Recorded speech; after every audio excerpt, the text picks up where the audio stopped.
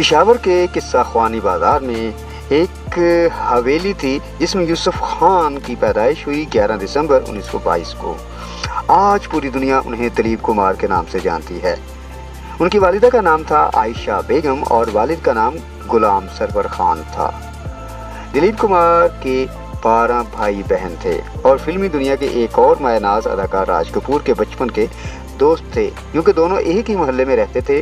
1966 میں ان کی شادی اپنے وقت کی بہترین اداکارہ سائرہ بانو سے ہوئی، لیکن ان کی کوئی اولاد نہیں ہوئی۔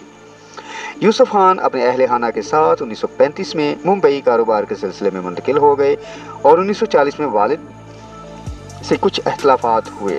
اس کے بعد وہ بزرگ اینگلو انڈین کی مدد سے انہوں نے اپنا سینڈوچ کا اسٹال لگا لیا۔ انہوں نے یہ کنٹریکٹ جو ملا تھا، اچھی انگریزی بولنے کی وجہ سے انہیں یہ کنٹریکٹ ملا تھا۔ ان کو 5,000 روپے کی بچت ہوئی۔ اس کے بعد وہ اپنے گھر ممبئی واپس چلے آئے۔ یوسف خان سے دلیپ کمار کیسے بن گئے؟ والد کا ہاتھ بٹانے کے لیے دلیپ کمار نے کام کی تلاش شروع کی اور 1943 میں وہ بامبے ٹاکیز پہنچے، جہاں انہوں نے شروع میں کہانیاں اور فلموں کے لیے اسکرپٹ لکھنا شروع کی۔ اداکارہ دیویکا رانی جو بامبے ٹاکیز کی مالکن تھی، انہوں نے یوسف خان کو مشورہ دیا کہ وہ اپنا نام یوسف خان کی جگہ دلیپ کمار رکھ لیں۔ یوسف خان اس کے لیے تیار ہو گئے اور پھر دیویکا نے دلیپ کمار کو فلم جوار بھاٹا میں کردار دیا اور اس طرح جوار بھاٹا دلیپ کمار کی وہ پہلی فلم تو بنی، ساتھ ہی پشاور میں پیدا ہوئے یوسف خان دلیپ کمار بن گئے۔ دلیپ کمار نے فلم جوار بھاٹا سے فلمی دنیا کا اپنا سفر شروع کیا۔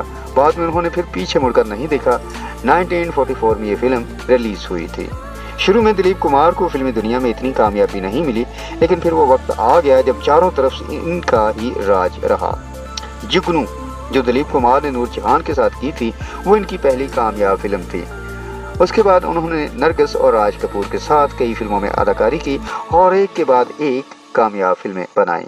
دلیپ کمار کا ذکر آتے ہی سب سے زیادہ جس فلم کا ذکر ہوتا ہے وہ ہے مغل اعظم، جس میں شہزادہ سلیم کا کردار ان کی پہچان بن گیا۔ دلیپ کمار جن کو شہنشاہ جذبات کہا جاتا ہے، وہ ایک زمانہ میں ڈپریشن کا شکار بھی ہو گئے تھے، کیونکہ اس زمانوں نے ان کو کئی ایسے رول ملے جو غم زدہ اور ٹریجڈی والے تھے۔ اس وجہ سے وہ ڈپریشن کا شکار ہو گئے۔ اس کے بعد ماہرین نفسیات نے انہیں ہلکے پھلکے اور مزاحیہ کردار ادا کرنے کا مشورہ دیا۔ محبوب خان نے انہیں اس دور سے باہر نکلنے میں بہت مدد کی۔ 1960 میں دلیپ کمار نے فلم مغل اعظم میں شہزادہ سلیم کا جو کردار نبھایا تھا، اس کے بعد وہ برے صغیر کے دلوں کے دھڑکن بن گئے۔ جلال الدین محمد اکبر، یہ بادشاہ ہی نہیں۔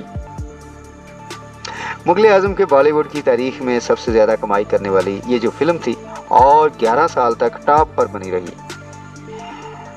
دلیپ کمار نے صرف اداکاری ہی کی، لیکن انہوں نے فلم بھی بنائی۔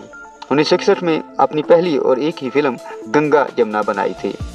1970 کے دور میں دلیپ کمار کو کئی ناکامیوں کا سامنا کرنا پڑا اور انہوں نے پھر ان ناکامیوں کی وجہ سے 5 سال کا بریک لے لیا۔ دراصل دلیپ کمار کی عمر اور ناظرین کا بدلتا ہوا مزاج ان ناکامیوں کی وجہ بن گیا۔ راجیش کھنہ اب نئی نسل کے دلوں کے دھڑکن بن گئے۔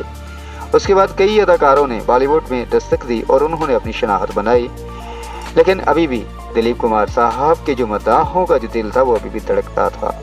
1981 میں دلیپ کمار نے فلم کرانتی کے ذریعے واپسی کی اور یہ فلم اس سال کی سب سے زیادہ ہٹ فلموں میں شامل تھی۔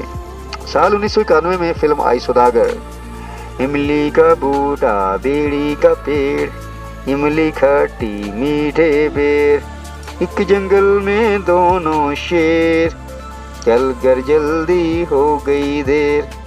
1998 میں فلم تھی قلعہ۔ اس کے بعد انہوں نے اس فلم کے بعد فلمی دنیا کو خیر آباد کہہ دیا۔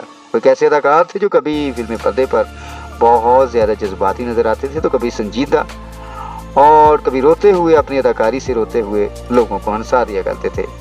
دلیپ کمار اپنے دور کے فلمی دنیا کے ایسے اداکار تھے جن پر ان کی اپنی ساتھی اداکارہ تو مرتی ہی تھیں، لیکن عام لڑکیاں بھی ان پر جان فدا کرتی تھیں۔ اداکارہ مدھو بالا سے ان کے عشق کے چرچرے رہے، لیکن کسی وجہ سے ان کی محبت دم توڑ گئی۔ جی ہاں، اور زندگی میں ہی وہ کبھی ایک نہ ہو سکے۔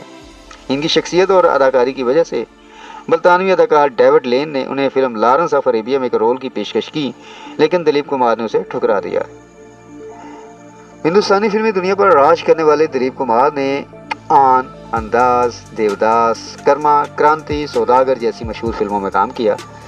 سنگ دل، امر، اڑن کھٹولا، آن، انداز، نیا دور، مدھومتی، یہودی اور مغل اعظم ایسی چند فلمیں ہیں جن میں کام کے دوران انہیں شہنشاہ جذبات کا خطاب دیا گیا، لیکن انہوں نے فلم کوہ نور، آزاد، گنگا جمنا اور رام اور شیام میں ایک ایسی مزاحیہ اور ہلکی پھلکی اداکاری کر کے یہ ثابت کیا کہ وہ لوگوں کو ہنسانے کا فن بھی جانتے ہیں۔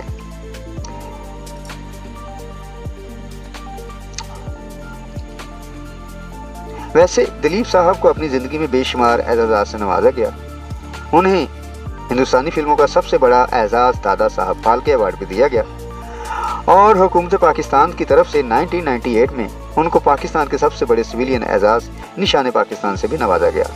بھارت کا دوسرا سب سے بڑا شہری اعزاز 2015 میں پدم بھوشن بھی انہیں دیا گیا۔